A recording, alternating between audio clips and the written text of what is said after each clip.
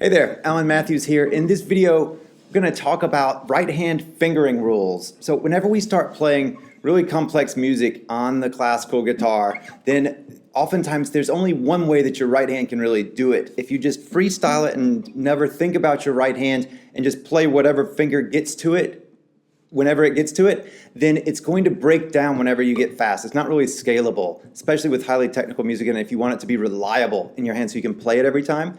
Oftentimes right hand fingering issues are the issue. So how do you actually know what finger to play what string with? And that's what this video is going to be all about. So to begin with, let's just talk about some basic goals we have. So if we think about efficiency, if we think about something scaling really fast and really clean and efficient, then a couple of things we want. First off, we don't want any finger to repeat. We don't want to play the same finger twice in succession on small note values like 16th notes or 8ths. I mean, if you just got this, if it's this slow, then you can play with whatever you want. But if you're actually playing, you don't want to do that, try to do that with one finger. And so that's the basic idea. So don't repeat fingers unless you absolutely have to.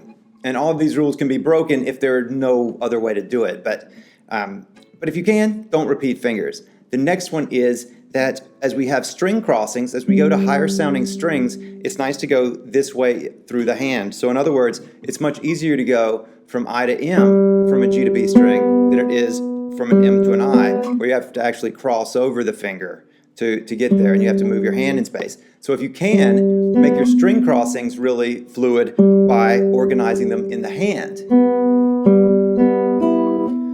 as opposed to something like that.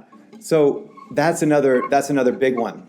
Also, in music, we oftentimes will want to organize the notes that we're playing by the line of music. So in other words, if there is a bass line, that'll be the thumb, while the melody will be the fingers, or the upper strings will be the fingers. Oftentimes you'll see the fingers playing the top three strings, top sounding three strings, while the thumb plays the three wound bass string. And so it's not always the case, and sometimes we do play with the fingers down on the bass line and everything, but if you can, this is the way to do it. Now, if you're in your pieces and you're actually looking for the best fingering for a piece, like if you got a piece and it doesn't have any fingerings in it, well, then one of the things that you can do is you can look for a string crossing. Like if you're going from the E to the B string with something like that, well, you know that from the E to the B string, then you want it to be organized in the hand a certain way. So if you find some spots like that, you can mark those and then work backwards from them. And then so that you're just basically troubleshooting from the back to the front. You can start at the beginning and just go through, but then if you ever run into a quagmire of any sort, then just jump forward and work backwards. That's the way to do it. And like I said, if you're playing a piece of music and you just can't make the efficient crossing, or you have to double a note because there's a chord involved in the very next 16th notes or something like that, then do what you have to do. I mean, these rules are meant to be broken, but as a general aspiration, we want to make our hands as efficient as possible and move in this way consistently. So as a quick review, keep your repeated notes with one finger to a very minimum. Don't repeat notes with one finger. And organize your string crossings within the hand so that as you go to higher strings, you go to towards the little finger of the hand. And then if you're playing polyphonic music with a bass line in it, then play your thumb on the bass line. This will also be stems down on the page. Play your thumb on the bass line and your fingers on the melody. If you're interested in getting really good technique on classical guitar, you can also check out the Woodshed. Links are below.